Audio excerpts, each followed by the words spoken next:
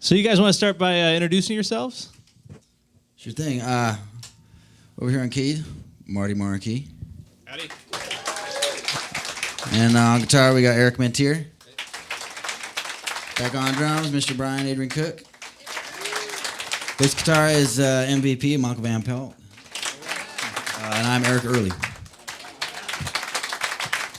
So you guys have a new album coming out, was it September 30th? It's called 7, and I was on your website earlier, and you guys have like a track-by-track commentary going on, some like videos and explaining the meaning behind the songs. How did that get started? I've never really been super like explanatory or vocal in interviews and things like that over the years. And the new label we're with wanted some content and wanted me to kind of step forward and talk about some of the stories a little bit. So I was like, all right. So I kind of started working on these little videos. They're kind of neat, I guess. I don't know. So do you make the videos yourself? Yeah, I have been. I just been shooting footage and stuff wherever I go with like my iPhone thing and just kind of like throw them together. It's from an iPhone, huh?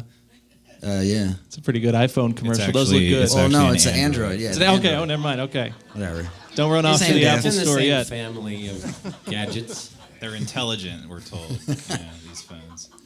So you guys, you said you just switched labels. You're on Vagrant Records right now. What is the label like? How does that influence the record? It doesn't really.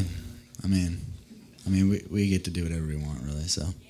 Is that the same way it's good. been? Is that the same way it was with the last label? It really was, yeah. Sub Yeah. Pop was real hands off. They just kind of let us do our thing. Cool. Yeah, this one, the record was already done before we got a deal with Vagrant, so Yeah. they literally had nothing to do with it. They liked it. They wanted to put it out. Nice. So I get the feeling that a lot of your songs are inspired by like the outdoors and the wilderness. Is that true?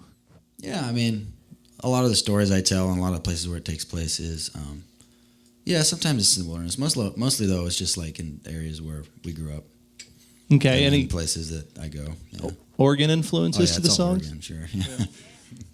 So sorry, let me take a cheat sheet here. Okay, yeah. So you're coming to the Doug Fir, but it's at the end of your tour, coming to play Portland. You're doing 2 shows at the Doug Fir. Was that planning purposeful to do that? I don't know, was it?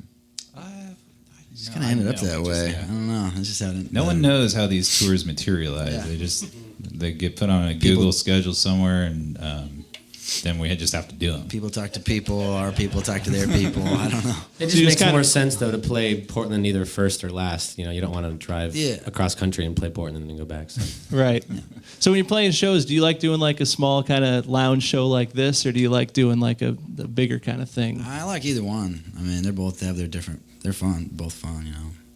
Is one easier to kind of read the crowd from? Or does that even play into the live? I think there's usually a rule of thumb. I think is the bigger the crowd is, the more anonymous it is, and sort of the less nervous, the less human it seems almost. You know.